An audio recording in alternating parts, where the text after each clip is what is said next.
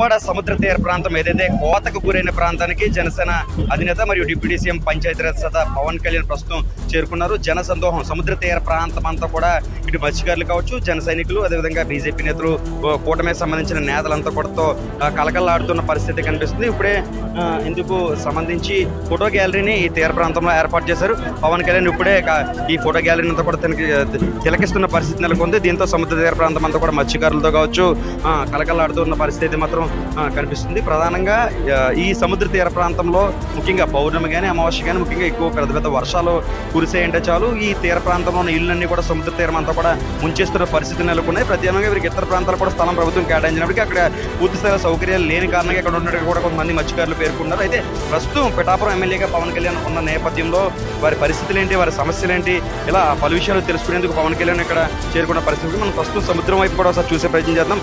సముద్ర తీరంలో పవన్ కళ్యాణ్ పై ఉన్న అభిమానాన్ని చాటు చెబుతూ జన సైనికులు కావచ్చు, ప్రత్యేకంగా మత్స్యకారులంతా కూడా జనసేన జెండాలతో ప్రత్యేకంగా ఈ తీర ప్రాంతంలో పవన్ కళ్యాణ్కి స్వాగతం చెబుతూ ప్రత్యేక ఏదైతే ఈ చిన్నపాటి బోట్లు ఉన్నాయో ఆ బోట్లపై పవన్ కళ్యాణ్కి సంబంధించిన జనసేన జెండాలు కడుతూ ప్రత్యేకంగా ఎంతో ఉత్సాహంగా పవన్ కళ్యాణ్కు అభివాదం చేస్తూ కనిపిస్తున్నారు. మరి ముఖ్యంగా నారా లోకేష్, తెలుగుదేశం సంబంధించి నారా లోకేష్, మంత్రి నారా లోకేష్ జెండాలు కూడా ఒక బోటుపై కనిపిస్తున్న పరిస్థితి అయితే.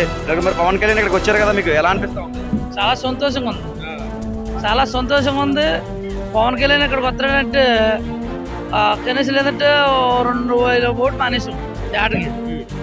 మీకున్న సమస్యలు ఏంటి?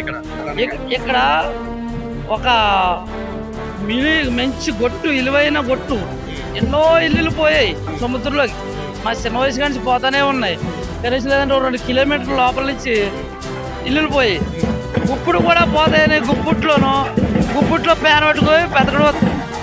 ఆ గుప్పుట్లో ప్రాణం పెట్టుకొని బతికిన వాళ్ళు పవన్ కళ్యాణ్ వచ్చి ఓట్ల ఎలక్షన్ ముందు చెప్పాడు, నేను ఉప్పాడికి మంచి కొట్టేద్దాను, కోతకు గురైపోతుంది, కోతకు గురవగట్ట మంచి కొట్టేద్దాను, మంచి ఆర్కా బీచ్ కడతాను, జట్టి మంచిగా కడతాను. ఆ జట్టిలో ఉప్పాడలో కట్టిన జట్టి ఎన్నో బోట్లు మొక్కేసి ఎంతో మంది చచ్చిపోయి ఎన్నో బోట్లు నాశనం అయిపోయి 20 లక్షలు 10 లక్షలు ఒక్కొక్క బోటు వచ్చి ఆ బోట్లన్నీ ముక్కలైపోయి నా ఎందుకు పెంచకపోయి ఈ పవన్ కళ్యాణ్ వచ్చి ఆ జట్టి వీరి ఫిషింగ్ హార్బర్ని కొంచెం అభివృద్ధి చేస్తాడని, ఆ గొట్టు తీర్మానం చేస్తాడని, అలాగే మంచి గొట్టు వేసి ఈ ఉప్పాడు ప్రాంతాన్ని ఎప్పుడు కూడా సముద్ర గర్భంలోకి పోకుండా కాపాడుకుంటామని ఒక పవన్ కళ్యాణ్ ద్వారా కాపాడుకుంటామని మాకు ఒక ధైర్యం. ఇక్కడికి వచ్చారు కదా పవన్ కళ్యాణ్ ముందు ఫోటో గ్యాలరీలు ఏర్పాటు చేశారు. ఈ సమస్యలని చెప్పారా? పవన్ కళ్యాణ్తో మాట్లాడేందుకు అవకాశం లేకుండా పోయింది. జనం వచ్చి మీద పడిపోతూ ఉంటే ఆ ముఖం కూడా కనబడకుండా అయిపోయింది. పవన్ కళ్యాణ్ మీద పడిపోతూ ఉంటే కనబడకపోతే మా గుప్పట్లో వెనక్కి వచ్చేసాం, కాబట్టి పారొచ్చేసాం. ఇంకా భారీ స్థలంలో పెట్టి పవన్ కళ్యాణ్ని అభినందించాలని, పువ్వులతో సంస్కరించాలని ఆశతో ఉన్నాం. ఈ కూటం, ఇండియా కూటం పవన్ కళ్యాణ్, చంద్రబాబు నాయుడు, నరేంద్ర మోడీ గారికి నా యాప్సప్స్ కొట్టి, అలాగే ఈ ఉప్పాడు ప్రాంతానికి మంచి కొట్టేసి మరి అభివృద్ధి చేతాలని, ఈ ఉప్పాడు ప్రాంతాన్ని మాకు కాపాడుకుంటామని, ఒక పవన్ కళ్యాణ్ ద్వారాగా అభివృద్ధి చేద్దామని మేము ఎంతో ఆశపడుతున్నాం.